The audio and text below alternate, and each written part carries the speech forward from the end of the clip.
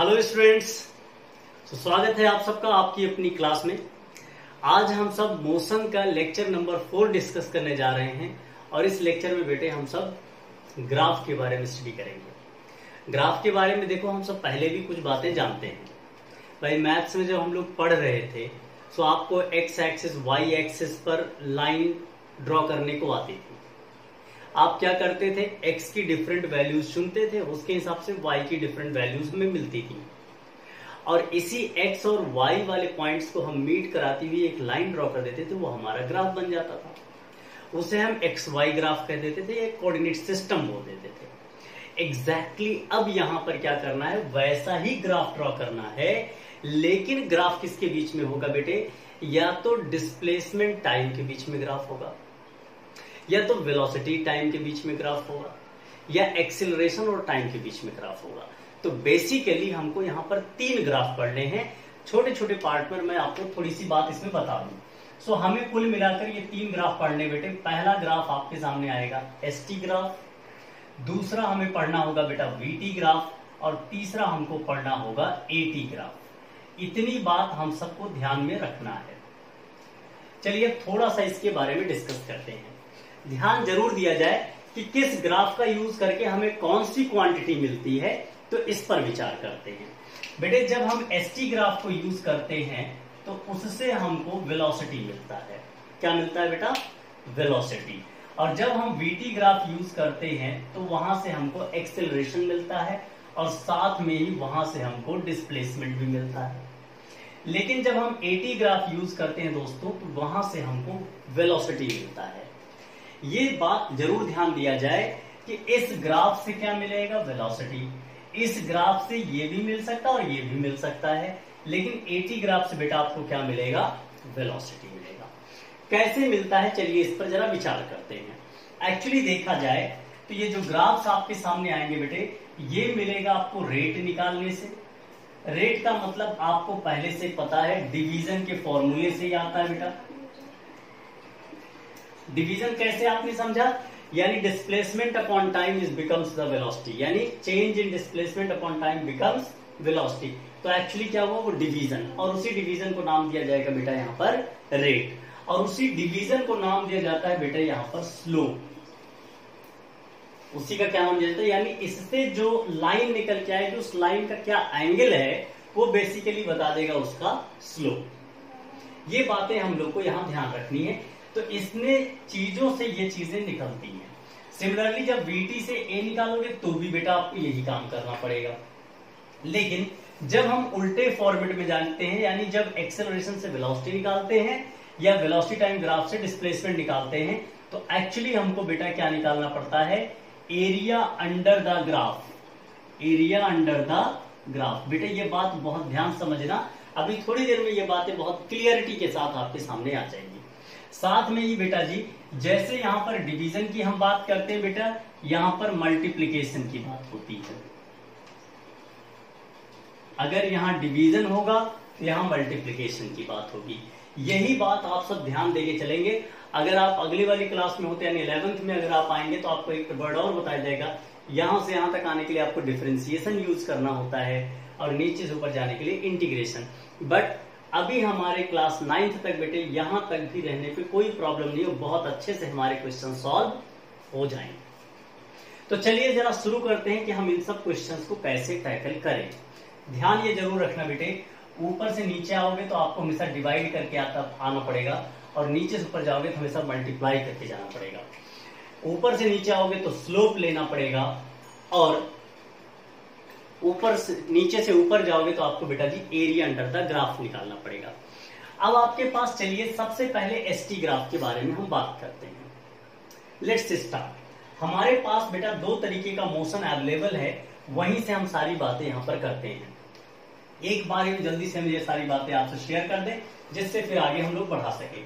Actually हमें पता है वेलोसिटी इज इक्वल टू क्या होता है बेटा, change in displacement upon change in time. यहां जो वर्ड डेल्टा दिख पा रहा है that is actually called change. तो change in displacement upon change in time is called बेटा जी वेलोसिटी। अब आप जरा एक बात बताओ, तो वेलोसिटी किससे निकला बेटा जी, डिवीजन से। डिवीजन का मतलब रेट, और रेट का ही मतलब बेटा जी क्या हम दे देंगे, स्लोप। तो इससे हमारा निकलेगा बेटा जी वेलोसिटी। सिमिलरली अगर हमारे पास एक्सेलरेशन निकालना है तो change in velocity upon change in time करना पड़ेगा। फिर वर्ड आप ध्यान रखना बेटा जी, डेल्टा का मतलब चेंज। फिर यहां पर जब आप नीचे देखो ऊपर की तरफ आ रहे हो तो क्या करना पड़ा बेटा, फिर रेट निकालना पड़ा। लेकिन सिचुएशन को थोड़ा सा टर्न अप करिए।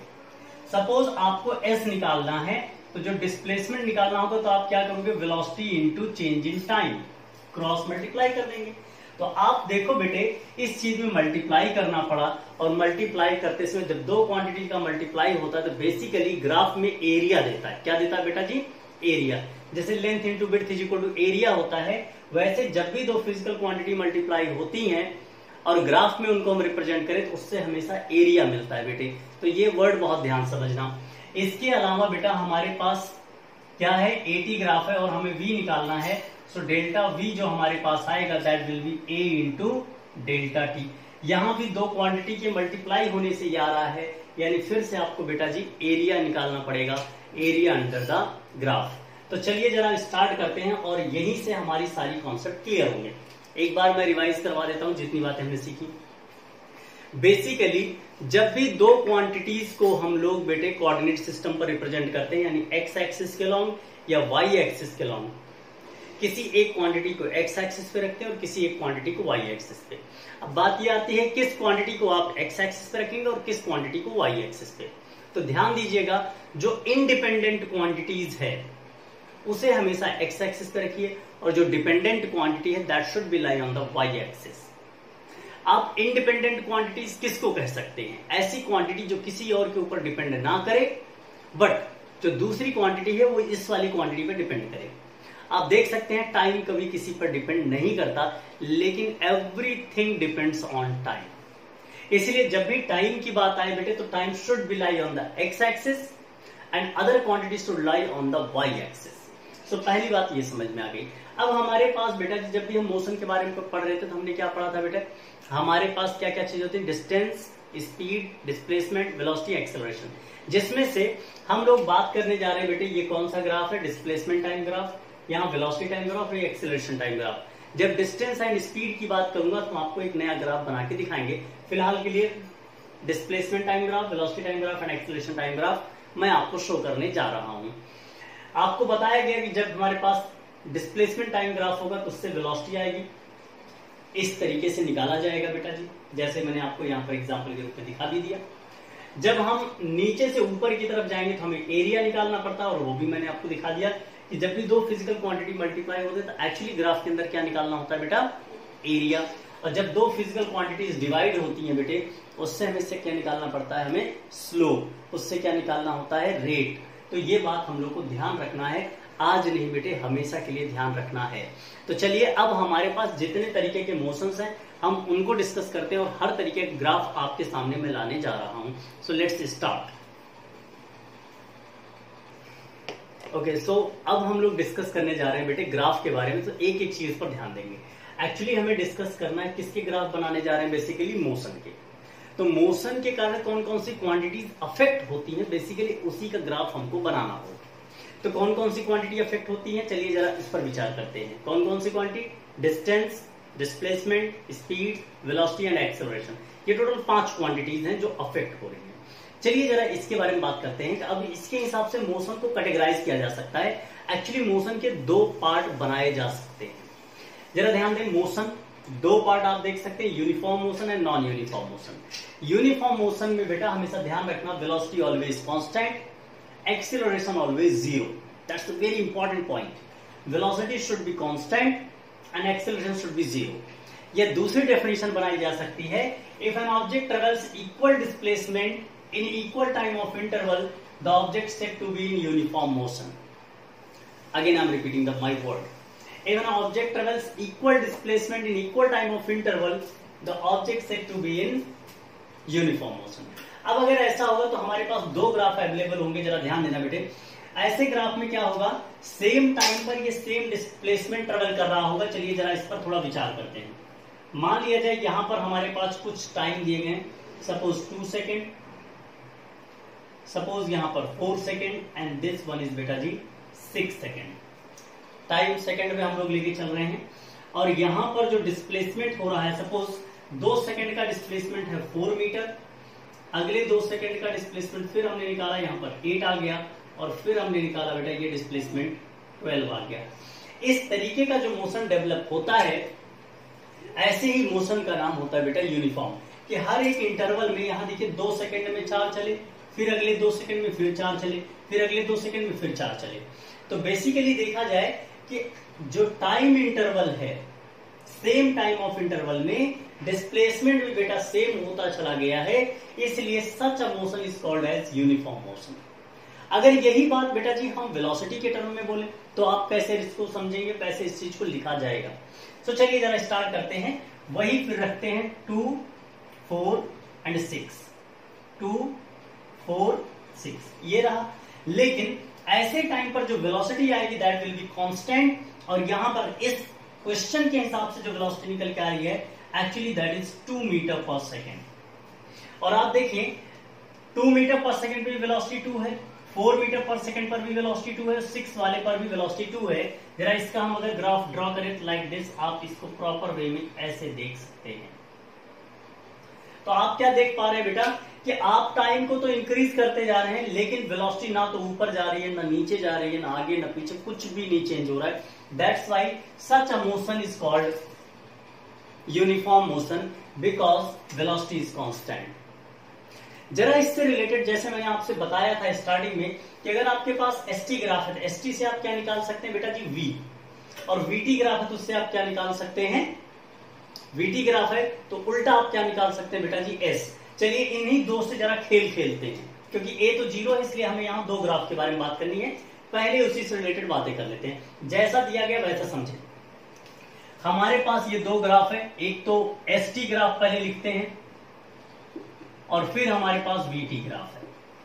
आपको थोड़ी देर पहले बताया गया था बेटा कि एसटी ग्राफ से हमको कैसे क्या निकलना है वी, और कैसे निकलेगा बेटा जी रेट से, कैसे निकलेगा रेट यानी डिवीजन से, और वीटी ग्राफ से बेटा जी एस निकलेगा, और कैसे निकलेगा मेरे दोस्त एरिया से। इसी रेट का दूसरा नाम दिया जाता है बेटा जी स्लोप। ये वर्ड बहुत ध्यान से समझेंगे बेटा हम सब। चलिए जरा एक एक करके इस पर बात करते हैं। हमारे पास एसटी ग्राफ था, एसटी ग्राफ में क्या होता है वी निकालना, और वी इज इक्वल टू क्या होता है बेटा change in displacement upon change in time. बिल्कुल हेडेक नहीं होनी चाहिए, आसान से क्वेश्चन को समझने की पूरी कोशिश करते हैं। चलिए जरा ध्यान देते हैं कि क्या आंसर हमारा सेम आ रहा है।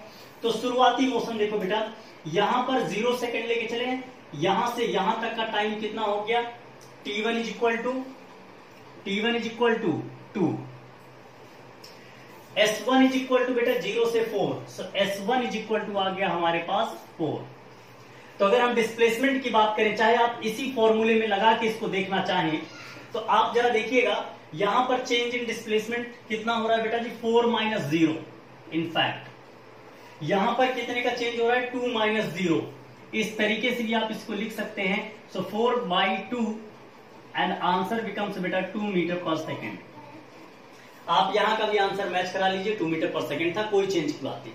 अब अगर हम लोग यहां से यहां तक के मोशन को देखें तो बेटा वेलोसिटी क्या आई, चलो अलग वेलोसिटी देखते हैं। 1 सेकेंड फॉर्मूले में कोई चेंज नहीं, क्या वैल्यू आ जाएगी मेरे दोस्त। अब की बार कितना है डिस्प्लेसमेंट 8, फाइनल माइनस इनिशियल 4, तो 8 - 4 डिवाइडेड बाई ये टाइम लगा 4 - 2। आप किसी भी 2 पार्ट को देखते हैं तो आपके पास वही आंसर बार बार आने वाला है 2 मीटर पर सेकेंड। आप चाहे थर्ड वाले पोजीशन को भी देख सकते हैं। थर्ड वाले में क्या हो जाएगा बेटा, फिर से v की value same formula delta S by delta T, क्या आ जाएगा मेरे दोस्त 12 - 8 डिवाइडेड बाई 6 - 4। तो यहां लिखेंगे 6 - 4 दैट बिकम्स 4/2 यानी 2 मीटर पर सेकेंड। आप चेक करें बेटे, एट एवरी पोजीशन पर वेलोसिटी आपके पास क्या आने वाली है बेटा जी, वेलोसिटी क्या आने वाली है बेटा जी 2 आ रही है। और ध्यान ये जरूर रखना, ये लाइन हमारी वेलोसिटी नहीं है, ये जो एंगल बन रहा है यानी परपेंडिकुलर अपॉन बेस जो बन रहा है, एक्चुअली ये स्लोप हमारी वेलोसिटी बता रहा है। ये जो स्लोप है इस एंगल का जितना इंक्लाइनेशन होगा उतनी ज्यादा वेलोसिटी होगी। कभी भूल से भी मत सोचना कि ये लाइन हमारी वेलोसिटी है। इस लाइन का जो एंगल है एक्चुअली वो हमारा रेट है, वो हमारा स्लोप है, इसीलिए वो हमारी वेलोसिटी को बताता है। चलिए अब ये तो पहला सीक्वेंस था जो आपने सीखा, वेलोसिटी कैसे निकालें, रेट आपको प्रूफ हो चुका। अब बेटा उल्टा हमें जाना है तो हम क्या करेंगे, वेलोसिटी टाइम ग्राफ से हमें डिस्प्लेसमेंट निकालना। So what we have to do, area.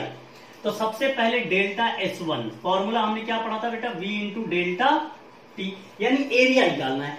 Area जैसा भी होगा, यहां पर एरिया किस चीज का, रेक्टेंगल का है, तो किसका निकल रहा है, लेंथ 2 विड्थ 2, तो 2 इंटू 2 बिकम्स 4। क्या समझे आप कि जब टाइम इंटरवल बेटा जी 2 है तो डिस्प्लेसमेंट कितना होना चाहिए, 4, और आप देख सकते हैं 2 पर 4 मिल रहा है, कोई प्रॉब्लम की बात नहीं है। सिमिलरली अगले वाले के लिए बात करेंगे, फिर v इंटू डेल्टा टी। देखो फिर से टाइम इंटरवल में कितना हो गया, 4 माइनस 2 2, और यहां पर भी 2 ही आ रहा है। सो लेंथ इंटू विड्थ, तो ये बन गया बेटा फिर से 2 इंटू 2 दैट बिकम्स 4। आप देखिए इस रेक्टेंगल का एरिया निकाल दीजिए और आंसर आपके सामने आता जाएगा। आप जरा देखिएगा ध्यान से यहां तक का कितना हो गया बेटा जी, फिर से 4। लेकिन अगर आप ओरिजिन से देखना चाहोगे तो जो आपको ये 4 दिख रहा है वो इसके साथ ऐड होकर मिलेगा, यानी आंसर फाइनली यहां के लिए आएगा 8 मीटर। कैसे, जरा उस पर भी एक बार आप देख लें। ये डिस्टेंस, ये टाइम कितना दिख रहा है बेटा जी, 4, टाइम कितना, वेलोसिटी कितनी है बेटा, 2। तो फाइनली यहां पर आ जाना चाहिए S equal to V into delta T, V की वैल्यू 2 दैट इज 4, आंसर आप चेक कर सकते हैं एग्जैक्टली 8। लेकिन यहां से यहां तक जाने में कितना टाइम लगा बेटा जी, 6। तो फाइनल डिस्प्लेसमेंट कितना हो जाएगा, V इंटू टी, और फाइनल आ जाएगा बेटा जी 2 इंटू 6 दैट बिकम्स 12 मीटर, और ये आंसर रहेगा। कहने का मतलब आप समझिएगा कि किसी भी पार्ट को आप उठाकर इस चीज को जस्टिफाई कर सकते हैं कि इस ग्राफ से इस ग्राफ में जाने में या यहां से यहां तक भी जाने में कोई प्रॉब्लम नहीं है। अगर अभी मैं केवल आपको एसटी ग्राफ दिया होता तो इसकी हेल्प से आप वीटी ग्राफ खुद बना सकते थे, वीटी ग्राफ दिया होता तो एसटी ग्राफ हम खुद बना सकते थे, और ऐसे क्वेश्चंस को भी हम लोग को टैकल करना होगा और हम सब मिलकर टैकल करेंगे। तो ये तो बात रही बेटे अभी तक किसके लिए, यूनिफॉर्म मोशन के लिए। एक बार जल्दी से यूनिफॉर्म मोशन वाइंड अप कर देते हैं। यूनिफॉर्म मोशन का मतलब ऐसा मोशन जिसकी वेलोसिटी कांस्टेंट होती हो, एक्सेलरेशन 0 होता हो, वेलोसिटी में चेंज ना आता हो। दूसरा, अगर कोई object same displacement same time of interval में ट्रेवल कर रहा है तो ऐसे मोशन को हम नाम दे देते हैं बेटा जी यूनिफॉर्म मोशन। और इसके 2 ग्राफ बनाए जा सकते हैं, बिकॉज एरिया तो 0 होता है, इसलिए एसटी ग्राफ अवेलेबल है, VT graph is available over here. So कैसे अवेलेबल है, जरा यहां से देखो ध्यान से। एसटी ग्राफ में जितना टाइम मिले सेम मिलता जाएगा, इसलिए आपको हमेशा एक स्ट्रेट लाइन मिलेगा लाइक दिस। सिमिलरली इस वाले में क्या मिलेगा बेटा, वीटी ग्राफ में यहां पर velocity always parallel to time, क्योंकि वेलोसिटी में कोई चेंज नहीं हो रहा है। अच्छा, एक बात इसमें और प्रूफ करना आप चाहें अगर कि सर कैसे पता कि एक्सेलरेशन 0 होता है, इस बात को प्रूफ करो, तो आप मुझे बताओ वीटी ग्राफ से एक्सेलरेशन निकाल ही सकते हैं। So acceleration is what, change in velocity upon time.